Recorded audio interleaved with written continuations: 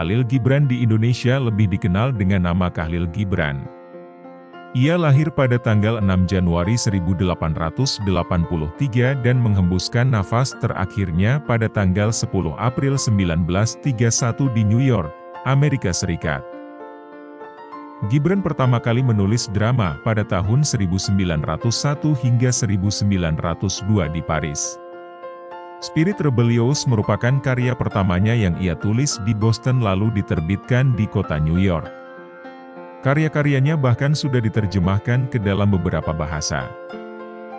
Selain berhasil menjadi salah satu penulis paling berpengaruh di dunia literasi, Khalil Gibran juga merupakan seorang pelukis yang sudah menghasilkan banyak karya lukisan. Mari kita lanjutkan nasihat bijak dari Khalil Gibran tentang filosofi cinta.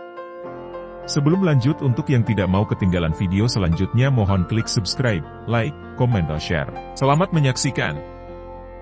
15. Jika kau membeberkan rahasia kepada angin, engkau tidak boleh menyalahkan angin jika nantinya ia membeberkan rahasiamu kepada pohon-pohon.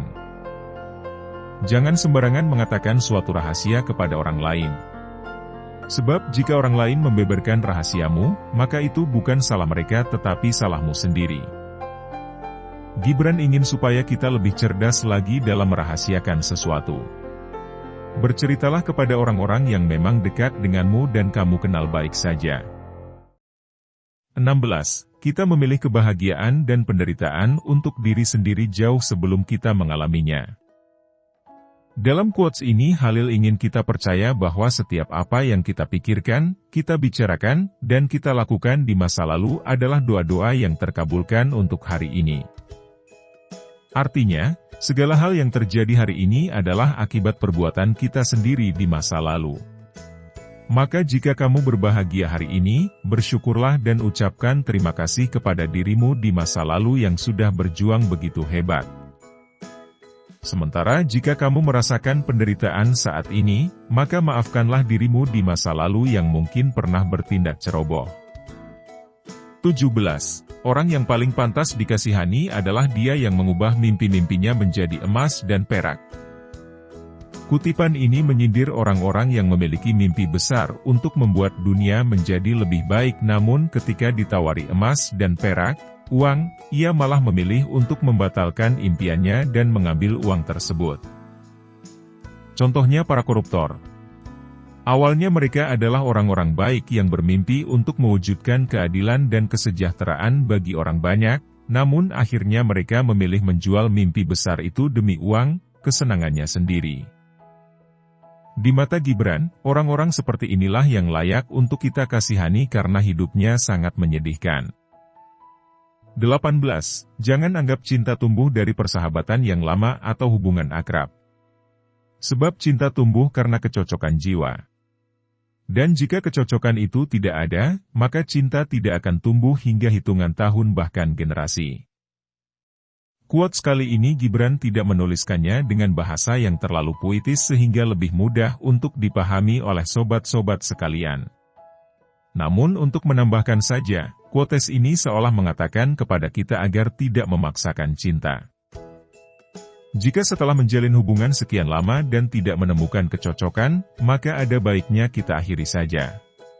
Supaya kemungkinan untuk menemukan belahan jiwa kita terbuka lebih lebar lagi. 19. Kita hidup hanya untuk menemukan keindahan. Sisanya hanyalah penantian. Tak ada yang lebih penting daripada menemukan keindahan dalam hidup. Dalam arti, segala hal yang terjadi dan segala rasa yang kita alami, penting untuk menemukan sisi indahnya. Seperti, menemukan sisi indah dari kegagalan dan keberhasilan, atau menemukan sisi indah dari sebuah penolakan dan penerimaan. Segalanya harus dimaknai dengan jelas maka hidup ini indah. Selain daripada mencari makna dan keindahan hidup, semuanya hanyalah penantian kapan ajal menjemput. 20. Sebenarnya kita sedang berbicara kepada diri sendiri, hanya saja terkadang suara kita terlalu keras sehingga orang lain dapat mendengarnya. Setiap kata-kata yang kita ucapkan pada akhirnya akan kembali pada diri kita sendiri, karena kata-kata adalah cerminan diri. Saat kita berbicara kepada orang lain, mereka mungkin akan mengartikannya dengan makna yang berbeda karena sebenarnya setiap apa yang keluar dari mulut kita, hanya kita sendiri yang benar-benar mengerti maksudnya. 21. Semua perkataan kita hanyalah remah-remah yang jatuh di pesta pikiran. Segala ucapan yang keluar dari mulut merupakan wujud dari pikiran yang terlalu penuh dan tidak tertahan lagi. Sementara, di balik kata-kata yang keluar itu masih ada banyak pikiran-pikiran lainnya yang belum disampaikan. Begitulah kita, tak pernah benar-benar jujur untuk menyampaikan apa yang ada dalam pikiran. 22. Kau sebaiknya mendengarkan bisikan kasih, sebab jika cinta berseru lantang kau akan menutup telinga. Dalam menyampaikan rasa cinta, kita perlu mengatakannya dengan lembut. Dalam mewujudkan cinta, kita perlu bersikap baik. Dan dalam mengejar hati seseorang, kita tidak boleh terburu-buru. Sebab dia, orang yang kita cintai akan menutup hatinya jika kita bersikap egois dan meminta hatinya secara paksa. Karena cinta adalah tentang rasa, maka kita perlu menyentuh perasaannya. 23. Sedikit pengetahuan yang diikuti dengan tindakan jauh lebih baik daripada banyak pengetahuan namun hanya diam. Di sini Halil ingin agar orang-orang yang memiliki pengetahuan luas untuk bertindak secara nyata. Sebab baginya bertindak dengan pengetahuan yang sedikit jauh lebih baik daripada banyak tahu tapi diam.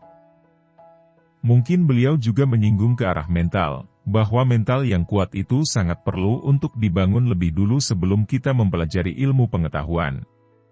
Sebab dengan memiliki mental yang kuat maka pengetahuan yang kita dapat tidak sia-sia.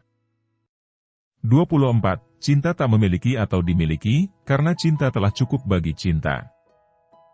Ketika kamu merasakan cinta kepada sesuatu atau seseorang, jadikanlah cintamu itu murni cinta semata tanpa ada tujuan-tujuan lainnya. Karena cinta telah cukup bagi cinta, artinya jangan mengotori cintamu dengan ego, nafsu dan tujuan-tujuan lainnya yang menguntungkan dirimu. Jadilah tulus dalam mencinta. 25. Bangunlah pada pagi hari dengan sayap hati mengepak, dan bersyukurlah atas datangnya selembar hari. Quotes ini mungkin menyindir orang-orang yang baru bangun tidur pun sudah langsung bersedih dan mengeluh, meratapi masa lalu. Maka di sini Gibran ingin agar kita menyambut pagi dengan penuh sukacita. Ketika kamu bangun tidur, pasang senyuman paling manis di wajahmu dan isi hatimu dengan kegembiraan. Karena sudah seharusnya kita bersyukur masih memiliki kesempatan untuk hidup. 26. Cinta tidak akan diketahui kedalamannya sampai merasakan jam-jam perpisahan. Jangan coba-coba menghitung seberapa dalam cintamu, sebab ia akan menjadi begitu dangkal jika kau menghitungnya dengan logika. Maka setiap pasangan perlu diuji dengan perpisahan agar memahami betapa dalamnya cinta mereka. Jika setelah berpisah kamu terus menangis dan memikirkannya, maka kembalilah padanya. 27. Kecantikan bukan berada pada raut wajah, melainkan ia bersinar bagai serunai dari dalam hati. Di sini maknanya sudah jelas bahwa Gibran ingin agar kita tidak menilai seseorang dari fisiknya. Sebab kecantikan yang sebenarnya adalah berada di dalam hati. 28. Kita berdoa kalau sedang kesusahan dan membutuhkan sesuatu, mestinya kita juga berdoa di dalam kegembiraan besar dan rezeki melimpah. Dengan quotes ini Gibran ingin menyindir orang-orang yang selalu mencari Tuhan di saat sedang mengalami kesusahan saja dan melupakan Tuhan di saat hatinya gembira. Ini adalah pengingat agar kita berdoa dan bersyukur kepada Tuhan dalam kondisi apapun. Gibran ingin agar kita menyerahkan hati dan jiwa sepenuhnya kepada Tuhan tanpa ada embel-embel apapun. 29. Keraguan adalah rasa sakit yang terlalu sepi untuk mengetahui bahwa keyakinan adalah saudara kembarnya. Keraguan adalah suatu hal yang sangat menyakitkan namun kita tahankan, sebab terlalu malu untuk mengakui bahwa keyakinan sudah sangat dekat dengan keraguan itu sendiri. Maka ketika kita merasa ragu akan sesuatu, kita perlu mengisi keraguan itu dengan banyak hal, ilmu, yang bisa membuat kita menjadi yakin. 30. Ketika kau hendak menyembelih ternak, Katakan padanya dalam hati, demi kekuasaan yang membunuhmu, aku pun akan dibunuhnya. Dengan kutipan puisi ini Gibran ingin agar kita menghargai hewan yang akan disembelih meskipun ia akan kita santap menjadi makanan. Demi kekuasaan yang membunuhmu, aku pun akan dibunuhnya, artinya di atas bumi ini manusia diberikan kekuasaan oleh Tuhan untuk memakan apa saja yang dihalalkan sehingga memiliki kuasa untuk menyembelih hewan. Namun Gibran ingin mengatakan kepada hewan yang akan disembelihnya itu, bahwa dia juga akan mati di tangan yang lebih kuasa yaitu Tuhan. Dan beliau juga ingin menyampaikan bahwa bukanlah niatnya untuk membunuh, melainkan memang seperti inilah kodrat yang diberikan Tuhan. Tujuannya agar hewan yang disembelih tidak merasa sedih atau marah kepada orang yang akan memakan dagingnya, sehingga makanannya menjadi berkah. Sekian kutipan terbaik dari kami. Kami ingin mendengar dari Anda, beritahu kami apakah masih ada nasihat bijak lainnya.